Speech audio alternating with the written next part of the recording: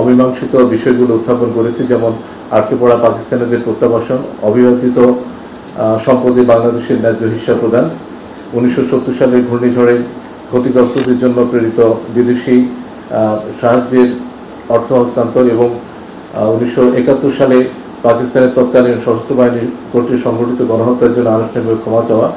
আমরা বলেছি দক্ষিণ এশিয়া বাংলাদেশের বন্ধুপ্রতিম প্রতিবেশী দেশ হিসেবে আমরা পাকিস্তানের সাথে বিদ্যমান ঐতিহাসিকভাবে যে অমীমাংসিত সমস্যাগুলো আছে সেগুলো দ্রুততম সময়ের মধ্যে নিষ্পত্তির মাধ্যমে একটি মজবুত, কল্যাণমুখী এবং ফরওয়ার্ড লুকিং সম্পর্ক গড়ে তোলার জন্য পাকিস্তানের সহযোগিতা চেয়েছি এবং এ লক্ষ্যে আমরা একযোগে কাজ করার উপরও গুরুত্ব দিয়েছি।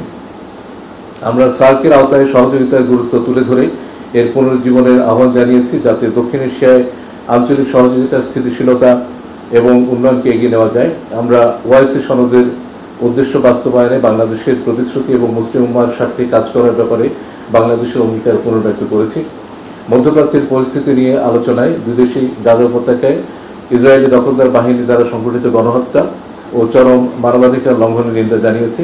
আমি জোরপূর্বক বাস্তুচ্যুত মিয়ানমারের নাগরিকদের মিয়ানমারে তাদের মাতৃভূমিতে প্রত্যাবর্তনের লক্ষ্যে পাকিস্তানের সমর্থন কামনা করেছি।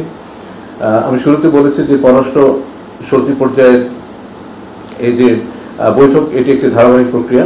সেই প্রেক্ষিতে উভয় দেশের মধ্যকার দ্বিপাক্ষিক, আঞ্চলিক এবং বৈশ্বিক পর্যায়ে আমাদের চলমান সহযোগিতামূলক কার্যক্রম সমূহের বিষয়ে আজকে পররাষ্ট্র সচিব পর্যায়ের যে বৈঠক সেখানে যে বিষয়গুলো আলোচিত হয়েছে সেগুলোকে পরবর্তীতে এগিয়ে নিয়ে যাওয়া এবং আমাদের জন্য যে সমস্ত অগ্রাধিকারমূলক ইস্যু আছে সেগুলোকে পারস্পরিক সদিচ্ছা এবং ঐক্যমত্যের মাধ্যমে সমাধান করতে অবদান রাখবে বলে আমরা মনে করি। আপনাদের সবাইকে ধন্যবাদ।